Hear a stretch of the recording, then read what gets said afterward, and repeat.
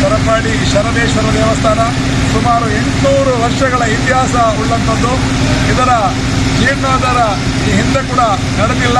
ನಮ್ಮೆಲ್ಲರ ಕನಸಿನಂತೆ, ಈ ಊರಿನವರ ಭಕ್ತ ಮಹಾಶಯರ ಆಶಯದಂತೆ ನಾವೆಲ್ಲರೂ 2018ರಿಂದ ಈ ಜೀರ್ಣೋದ್ಧಾರದ ಕೆಲಸ ಕಾರ್ಯಗಳು ಇಳಿದು ಇವತ್ತು 5 ವರ್ಷಗಳ ಕಾಲ ನಿರಂತರ ಕ್ಷೇತ್ರದ ಜೀರ್ಣೋದ್ಧಾರ ನಡೆದು ಇವತ್ತು ಬ್ರಹ್ಮ ಕೆಲಸಕ್ಕೆ ತಯಾರಾಗಿದೆ. ಇದೆಲ್ಲ ನಮ್ಮ ಊರಿನ ಜನತೆಗೆ ತುಂಬ ಸಂತೋಷದ ವಿಚಾರ. ನಮ್ಮ ಕನಸಿನಂತೆ, ಊರಿನ ಆಶಯದಂತೆ ಶರಬೇಶ್ವರ ದೇವರ ಭವ್ಯ ಆಲಯ ಎದ್ದು ನಿಂತಿದೆ.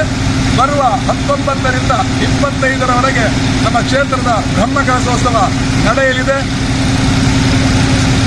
19ರಂದು ಬೆಳಿಗ್ಗೆ ಬಿಸಿ ರೋಡಿನಿಂದ ಹೊರಗಾಣಿಕೆ ಹೊರಟು ಸರಪಾಡಿ ಕ್ಷೇತ್ರದವರೆಗೆ ಬಂಟ್ವಾಳ ತಾಲೂಕಿನ ನಮ್ಮ ಜಿಲ್ಲೆಯ ವಿವಿಧ ಭಾಗಗಳಿಂದ ಹೊರಗಾಣಿಕೆ ಬಂದು ಭವ್ಯವಾದ ಮೆರವಣಿಗೆಯ ಮೂಲಕ ಸರಪಾಡಿಗೆ ಸೇರಲಿದೆ. ಇದಕ್ಕೆಲ್ಲ ಊರಿನ ಹೊರ ಊರಿನ ನಮ್ಮ ಜಿಲ್ಲೆಯ ಎಲ್ಲ ಜನತೆ ಕೈ ಜೋಡಿಸಬೇಕಾಗಿ ವಿನಂತಿಸುತ್ತಾ ಇದ್ದೇವೆ. ಭವ್ಯ ಮೆರವಣಿಗೆಯಲ್ಲಿ ಬರುವಂತಹ ಹೊರಗಾಣಿಕೆ ವಿಜೃಂಭಣೆಯಿಂದ ಸಾಗಲಿದೆ. ಅದೇ ರೀತಿ 19ರಿಂದ 25ರವರೆಗೆ ವಿವಿಧ ಸಾಂಸ್ಕೃತಿಕ ಧಾರ್ಮಿಕ ಸಭಾ ಕಾರ್ಯಕ್ರಮಗಳು ಒಳಗೊಂಡು ದಾನಿಗಳು, ರಾಜಕೀಯ ವ್ಯಕ್ತಿಗಳು, ಸ್ವಾಮೀಜಿಗಳು ಎಲ್ಲ ಮಠಾಧೀಶರು ಬಂದು ವಿಜೃಂಭಣೆಯಿಂದ 7 ದಿನಗಳ ಕಾಲ ಹೋಮ ಹವನಗಳು ಸಾಗಿ ಈ ಕ್ಷೇತ್ರ ವಿಜೃಂಭಿಸಲಿದೆ. ಬ್ರಹ್ಮ ಕೆಲಸವನ್ನು ಸಾಗವಾಗಿ ನೆರವೇರಿಸಲು ನಮ್ಮ ಜೀರ್ಣೋದ್ಧಾರ ಸಮಿತಿ ಮತ್ತು ಬ್ರಹ್ಮ ಕೆಲಸ ಸಮಿತಿ ನಾವೆಲ್ಲರೂ ತಯಾರಾಗಿದ್ದೇವೆ. ನಮ್ಮೆಲ್ಲರ ಒಂದು ಭಾಗ್ಯ, ಪುಣ್ಯ. ಈ ಪುಣ್ಯ ಕಾರ್ಯಕ್ರಮದಲ್ಲಿ ಭಾಗವಹಿಸಲು ನಾವೆಲ್ಲರೂ ತಯಾರಾಗಿದ್ದೇವೆ. ಈ ಎಲ್ಲ ಬ್ರಹ್ಮ ಕೆಲಸದ ಕೆಲಸ ಕಾರ್ಯಗಳಲ್ಲಿ, ಈ ದೇವರ ಕಾರ್ಯದಲ್ಲಿ ತಾವೆಲ್ಲರೂ ಪಾಲ್ಗೊಂಡು ಇಡೀ ಜಿಲ್ಲೆಯ ಜನತೆ ನಮ್ಮೊಟ್ಟಿಗೆ ಕೈ ಜೋಡಿಸಿ ಈ ವಿಜೃಂಭಣೆಯಿಂದ ಬ್ರಹ್ಮ ಕಲಶೋತ್ಸವವನ್ನು ನಡೆಸಲು ತಮ್ಮೆಲ್ಲರ ಸಹಕಾರವನ್ನು ಕೋರುತ್ತಾ ದೇವರ ಕೃಪೆ ನಮಗೆ ಇರಲಿ ಎಂದು ದೇವರಲ್ಲಿ ಪ್ರಾರ್ಥಿಸುತ್ತಾ ಎಲ್ಲರನ್ನು ಈ ಒಂದು ಪುಣ್ಯ ಕಾರ್ಯಕ್ರಮಕ್ಕೆ ಆಮಂತ್ರಿಸ್ತಾ ಇದ್ದೇವೆ. ವಿಶೇಷವಾಗಿ ನಮ್ಮ ಬ್ರಹ್ಮ ಕಲಶದ ವಿಶೇಷವೇನೆಂದರೆ, ಕಾಕತಾಳೀಯವಾಗಿ ಬ್ರಹ್ಮ ಕಲಶ ನಮ್ಮ ಪ್ರತಿಷ್ಠೆಯ ದಿವಸವೇ ಪ್ರಭು ಶ್ರೀರಾಮಚಂದ್ರನ ಅಯೋಧ್ಯೆಯಲ್ಲಿ ಪ್ರತಿಷ್ಠಾಪನೆಗೊಳ್ಳಲಿದೆ. ಅದೊಂದು ನಮ್ಮ ಶರಬೇಶ್ವರ ಮತ್ತು ಶ್ರೀರಾಮಚಂದ್ರನ ಒಂದು ಸಂಬಂಧ ಅಂತ ಹೇಳ್ಬೋದು. ಅಂತ ಒಂದು ಸುಯೋಗ ಕೂಡ ನಮಗೆ ಕೂಡಿ ಬಂದಿದೆ. ಎಲ್ಲ ಜನತೆ ಇವತ್ತು ಅಯೋಧ್ಯೆಗೆ ಹೋಗ್ಲಿಕ್ಕೆ ಆಗದ ಜನತೆ ಎಲ್ಲರೂ ನಮ್ಮ ಸರಪಾಡಿಗೆ ಬಂದು ಶ್ರೀರಾಮಚಂದ್ರನ ಮತ್ತು ನಮ್ಮ ಪ್ರಭು ಶರಬೇಶ್ವರನ ಈ ಒಂದು ಪುಣ್ಯ ಕಾರ್ಯ, ಈ ಪ್ರತಿಷ್ಠೆಯ ದೊಡ್ಡ ಕಾರ್ಯದಲ್ಲಿ ಭಾಗವಹಿಸಬೇಕು. ಇದೊಟ್ಟಿಗೆ ನಮಗೆ ಕೈ ಜೋಡಿಸಬೇಕು. ನಾವು ಈ ಕ್ಷೇತ್ರವನ್ನು ಪಾವನಗೊಳಿಸಬೇಕಾಗಿ ಎಲ್ಲ ಭಕ್ತ ಮಹಾಶಯರಲ್ಲಿ ಕಳಕಳಿಯಿಂದ ವಿನಂತಿಯನ್ನು ಮಾಡ್ತಾ ಇದ್ದೇವೆ. ದೇವ ರಜತಾಧೀಶ ಗಂಗಾ ಗೌರೀಶ ದೇವ ಹೇರಿ ವಾಕ್ಯೇನ ಸಹ ಪೂಜಿತೋ ದೇವ ಶರಪಾಡ್ಯಧೀಶ ಶರಭೇಶ ದೇವದೇವ ನಮೋಸ್ತೆ. ನಮಗೆಲ್ಲ ಬಹಳ ಒಂದು ಸುಯೋಗ ಅಂತ ಕಾಣ್ತದೆ. ಶರಬೇಶ್ವರನ ಬ್ರಹ್ಮಕಲಶ ಕೆಲವೇ ದಿನದಲ್ಲಿ ನಡೆಯಲಿಕ್ಕೆ ವಿಶೇಷ ಅಂದರೆ, ಅಯೋಧ್ಯೆಯಲ್ಲಿ ಶ್ರೀರಾಮನ ಪ್ರತಿಷ್ಠೆ ಜನವರಿ 27ಕ್ಕೆ, ಶರಬೇಶ್ವರನಲ್ಲಿ ಸರಪಾಡಿಯಲ್ಲಿ ಶರಬೇಶ್ವರನ ಪ್ರತಿಷ್ಠೆ. ವಿಶೇಷ ಅಂತ ಹೇಳಿದರೆ, ಶರಬೇಶ್ವರ ದೇವಸ್ಥಾನ ಇರುವುದು ಇಲ್ಲಿ ನಮ್ಮ ದಕ್ಷಿಣ ಕನ್ನಡದಲ್ಲಿ 2 ಕಡೆ. ಒಂದು ಶರವು ಮಹಾಗಣಪತಿ, ಇನ್ನೊಂದು ಸರಪಾಡಿಯಲ್ಲಿ. ಈ ವೈಶಿಷ್ಟ್ಯ ಮೊದಲು ಇದು ಸರ್ಪಗಳ ಹಾಡಿ, ಅಂದರೆ ದನ ಕಾಡು ಇದ್ದ ಜಾಗ, ಸರ್ಪಗಳ ಹಾಡಿ ಸರಪಾಡಿಯಾಗಿತ್ತು ಅಂತ ಒಂದು ಪ್ರತೀತಿ ಇದೆ. ಇನ್ನೊಂದು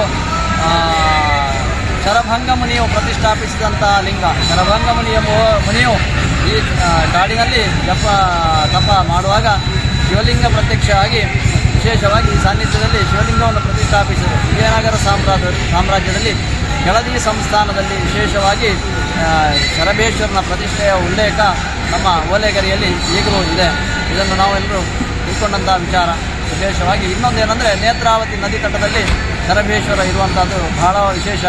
ಭಕ್ತರು ತನ್ನ ಅಭೀಷ್ಟ ಸಿದ್ಧಿಗಾಗಿ ವಿಶೇಷವಾಗಿ ಕ್ಷೇತ್ರಕ್ಕೆ ಆಗಮಿಸ್ತಾ ಇದ್ದಾರೆ. ಶರಬೇಶ್ವರನು ನಂಬಿದವರಿಗೆ ಇಂಬು ಕೊಡುವಂಥ ಶರಬೇಶ್ವರನು ವಿಶೇಷವಾಗಿ ಭಜನಾಪ್ರಿಯ ಶರಬೇಶ್ವರ ಅಂತಲೂ ನಾವು ಕರೀತೇವೆ. ವಿಶೇಷವಾಗಿ ಭಕ್ತರು ತನ್ನ ಅಭೀಷ್ಟ, ತನ್ನ ಕೆಲವೊಂದು ಕಷ್ಟ ದುಃಖ ದಾರಿದ್ರ್ಯಗಳನ್ನು ನಾಶ ಮಾಡಬೇಕು ಅಂತ ಶರಬೇಶ್ವರನಲ್ಲಿ ತನ್ನ ಭಕ್ತಿಭಾವದಿಂದ ಮನಸ್ಸಿನ ಅಳಲನ್ನು ತೋಡಿಕೊಂಡಾಗ ಶರಬೇಶ್ವರನು ಭಕ್ತಿಪರಸವಾಗಿ ಅವರಿಗೆ ಆಶೀರ್ವಾದ ಮಾಡ್ತಾನೆ. ಸಂತಾನ ಭಾಗ್ಯ, ವ್ಯವಹಾರ ಕ್ಷೇತ್ರದಲ್ಲಿ ಅಭಿವೃದ್ಧಿ, ಕೆಲವೊಂದು ಮಾನಸಿಕ ನೆಮ್ಮದಿ, ದೈಹಿಕ ಆರೋಗ್ಯ ಇದ್ದವರು ಕೂಡ ಆರೋಗ್ಯ ವಿಚಾರದಲ್ಲಿ ಶರಬೇಶ್ವರನ ಪ್ರಾರ್ಥಿಸಿದಾಗ ಶರಬೇಶ್ವರನು ಕೆಲವೇ ದಿವಸದಲ್ಲಿ ಆರೋಗ್ಯಪೂರ್ಣ ಜೀವನವನ್ನು ಮಾಡುವಂಥ ಸೌಭಾಗ್ಯವನ್ನು ಭಕ್ತರಿಗೆ ಕರುಣಿಸಿದ್ದು ನಮ್ಮಲ್ಲಿ ಎಷ್ಟೋ ಇತಿಹಾಸ ಇದೆ. ಅದೇ ರೀತಿ ವಿಶೇಷವಾಗಿ ನಾವು ಶರಬೇಶ್ವರನ ನಾಡಿದ್ದು ಪ್ರತಿಷ್ಠೆಗೆ ಭಕ್ತರೆಲ್ಲರೂ ಸೇರಿ ಭಕ್ತಿಪರಸವಾಗಿ ಆ ಪ್ರತಿಷ್ಠೆಯನ್ನು ನೋಡುವಂತಹ ಸೌಭಾಗ್ಯ ಎಲ್ಲರಿಗೂ ಆ ಶರಬೇಶ್ವರನ ಕರುಣಿಸಲಿ. ಮುಂದಕ್ಕೆ ಶರಬೇಶ್ವರನ ಸಾನ್ನಿಧ್ಯ ಅಭಿವೃದ್ಧಿಯಾಗಿ ಭಕ್ತರೆಲ್ಲರ ಇಷ್ಟಾರ್ಥಗಳನ್ನು ಆ ಶರಬೇಶ್ವರನ ಅನುಗ್ರಹಿಸಿ ಭವಿಷ್ಯದ ಜೀವನದಲ್ಲಿ ಆ ಶರಬೇಶ್ವರ ದೇವರು ಎಲ್ಲರನ್ನೂ ರಕ್ಷಣೆ ಮಾಡಿ ಕಾಪಾಡುವಂತೆ ನಾವು ಆ ಪ್ರಸನ್ನ ಕಾಲದಲ್ಲಿ ಆ ದೇವರಲ್ಲಿ ಪ್ರಾರ್ಥನೆ ಮಾಡಿಕೊಳ್ಳುತ್ತೇವೆ. ಸರಿ, ಇನ್ನೊಂದು ಕ್ಷೇತ್ರದ ವಿಚಾರ ಅಂದರೆ ಸರಪಾಡಿ ಇದು ಅಗ್ರಹಾರ ಸೋಮಪುರವೆಂಬ ಅಗ್ರಹಾರ ಇಲ್ಲಿದೆ. 12 ವಿಶೇಷವಾದ ಬ್ರಾಹ್ಮಣರ ಮನೆಗಳು, ಒಂದೊಂದು ಉಪಾಧಿ ಒಂದೊಂದು ಮನೆತನಕ್ಕಿದೆ. 5 ದಿವಸದ ಉತ್ಸವ, ರಥೋತ್ಸವ, ಚಂದ್ರಮಂಡಲ.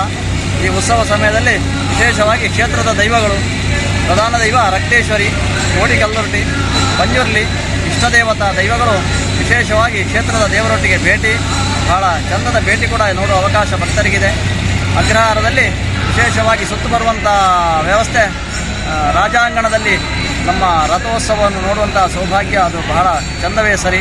ಈ ದೇವರೊಟ್ಟಿಗೆ ದೈವಗಳು ಕೂಡ ಭಕ್ತರನ್ನು ವಿಶೇಷವಾಗಿ ಹರಸಿ ಭಕ್ತರ ಇಷ್ಟಾರ್ಥಗಳನ್ನೆಲ್ಲ ಸಂಪೂರ್ಣ ಅನುಗ್ರಹಿಸುವ ಜವಾಬ್ದಾರಿ ಕೂಡ ದೈವಗಳು ಕೂಡ ಹೊಂದಿದೆ. ಇದು ಇಲ್ಲಿಯ ವಿಶೇಷವಾದ ಪ್ರತೀತಿ. ಎಲ್ಲರಿಗೂ ನಮಸ್ಕಾರ. ಇವತ್ತು ಶರಬೇಶ್ವರ ದೇವಸ್ಥಾನಕ್ಕೆ ನಾವು ಬಂದಿದ್ದೇವೆ. ಇದಕ್ಕೆ ಮೊದಲು ನಾನು ಇಲ್ಲಿ ಬಂದಿರುವಾಗ ಬಹಳ ಒಂದು ಬೆಳಗಿದ್ದಂಥ ಒಂದು ದೇವಸ್ಥಾನ. ಇವತ್ತು ಇಲ್ಲಿ ಬಂದು ನೋಡುವಾಗ ಬಹಳ ಒಂದು ಖುಷಿ ಆಯಿತು. ಬಹಳ ಖುಷಿ ಅಂದರೆ ಬಹಳ ಸಂತೋಷ ಆಯಿತು. ಇಡೀ ನಮ್ಮ ನಾಡಿನ ಜನತೆಗಳು ಇಲ್ಲಿ ಬಂದು ಈ ದೇವಸ್ಥಾನವನ್ನು ನೋಡುವಂಥ ಒಂದು ವ್ಯವಸ್ಥೆ. ಇಡೀ ನಮ್ಮ ಕರ್ನಾಟಕದಲ್ಲೆಲ್ಲ ಎಲ್ಲ ಜಿಲ್ಲೆಯಲ್ಲ ನಂಬರ್ 1 ದೇವಸ್ಥಾನ ಅಂತ ಹೇಳಲಿಕ್ಕೆ ಖುಷಿ ಬರ್ತಿದೆ. ಈಗಾಗಲೇ ನಮ್ಮದು 19 ತಾರೀಕಿಗೆ ನಾವು ಎಲ್ಲ ನಮ್ಮ ಬಂಟ್ವಾಳ ತಾಲೂಕು ಆಗಿರ್ಬೋದು, ಬೆಳ್ತಂಗಡಿ ತಾಲೂಕು, ಪುತ್ತೂರು ತಾಲೂಕು, ಎಲ್ಲ ತಾಲೂಕಿಂದ ಸಹ ಹೊರಕಾಣಿಕೆ ಉಜ್ಜಿರಮನೆಯಿಂದ ನಮ್ಮ ಬಿಸಿಲುನಿಂದ ಬರಲಿಕ್ಕಿದೆ. ಇದಕ್ಕೆಲ್ಲ ನಮ್ಮ ಊರಿನವರು ಎಲ್ಲರೂ ಸಹಕಾರವನ್ನು ನೀಡಬೇಕು. ಯಾಕಂದರೆ ಇಲ್ಲಿಯ ಸ್ಥಳ ಎಲ್ಲ ಹುಡುಗರು ರಾತ್ರಿ ಹಗಲು ದುಡಿದು 5 ವರ್ಷದಿಂದ ತುಂಬ ದುಡಿದು ಬಹಳ ಒಂದು ಇದಕ್ಕೆ ಚೈತ್ರ ತಂದಿದ್ದಾರೆ. ಈ ದೇವಸ್ಥಾನಕ್ಕೆ ನಾವು ಎಲ್ಲರೂ ಬರಬೇಕು ಅಂತ ಹೇಳಿ ಎಲ್ಲರೊಟ್ಟಿಗೆ ನಾವು ಕೇಳ್ಕೊಳ್ತೇವೆ. ಬಂಟ್ವಾಳ ತಾಲೂಕಿನ ಸರಪಾಡಿ ಎಂಬ ಊರಿನಲ್ಲಿ ಶರಬೇಶ್ವರ ದೇವಸ್ಥಾನದ ಜೀರ್ಣೋದ್ಧಾರ ಕಾರ್ಯಕ್ರಮ ನಡೆಯುತ್ತಿದೆ.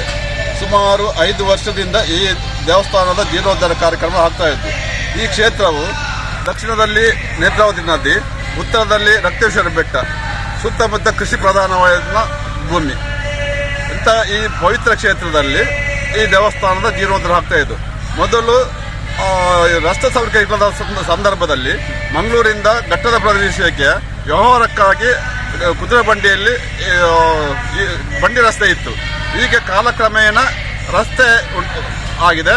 ಈ ರಸ್ತೆ ಕುದುರೆ ಬಂಡಿ ರಸ್ತೆ ಈಗ ಕೂಡ ಉಂಟು.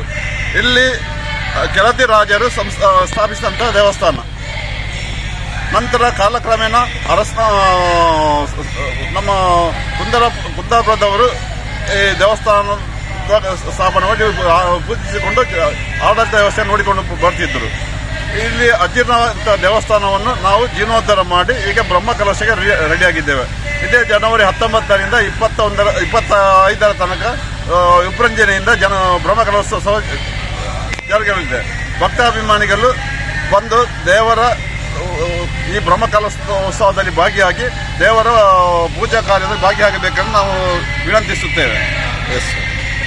ಶರಬೇಶ್ವರ ದೇವಸ್ಥಾನದಲ್ಲಿ ಭಾರಿ ವಿಜೃಂಭಣೆಯಿಂದ ಬ್ರಹ್ಮಕಲಶೋತ್ಸವ ಜೀರ್ಣೋದ್ಧಾರ ಆಗ್ತಾ ಇದೆ.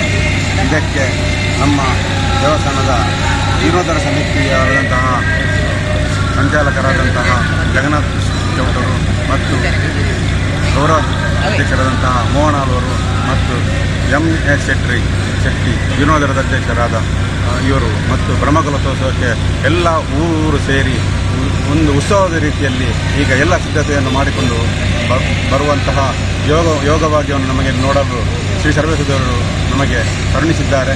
ಹಾಗೂ ನಾವು 800 ವರ್ಷದ ಇತಿಹಾಸದ ದೇವಸ್ಥಾನವನ್ನು ಈಗ ಜೀರ್ಣೋದ್ಧಾರ ಮಾಡುತ್ತಾ ಇರುವಂತಹ ನಮಗೆ ಒಂದು ಸುಯೋಗವು ಬಹಳ ನಮಗೆ ನೆಮ್ಮದಿಯನ್ನು ತಂದಿರುತ್ತದೆ. ಇದರಿಂದ ನಾವು ಇನ್ನಿತರ ಹಲವಾರು ಕಾರ್ಯವನ್ನು ಹಾಕಿಕೊಂಡಿದ್ದೇವೆ. ಇದರಲ್ಲಿ ನಮ್ಮ ಬ್ರಹ್ಮಕಲಶೋತ್ಸವ ಯಶಸ್ವಿಗೆ ನಾವು 19 ತಾರೀಕಿನಂದು ಒಂದು ವಿಜೃಂಭಣೆಯ ಹೊರೆಕಾಣಿಕೆ ವ್ಯವಸ್ಥೆಯನ್ನು ಮಾಡಿದ್ದೇವೆ.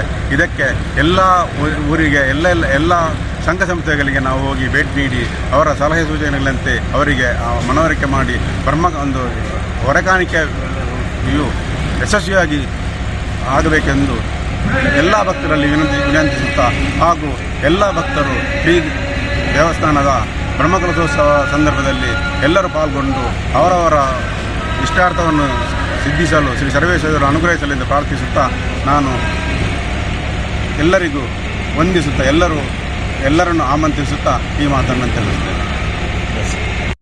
ಶರಬೇಶ್ವರಾಯ ನಮಃ.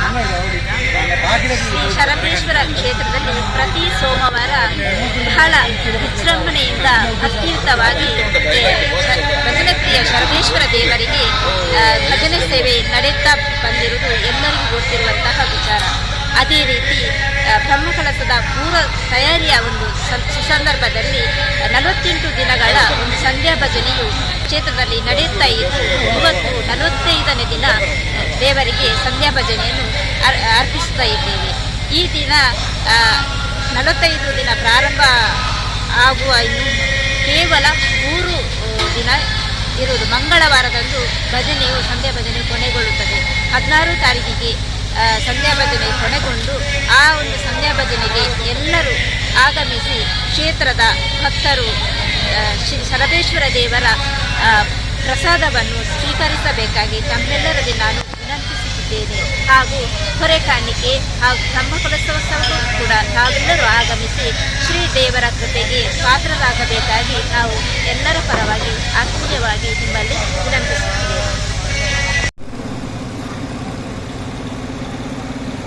ಈ ಥರ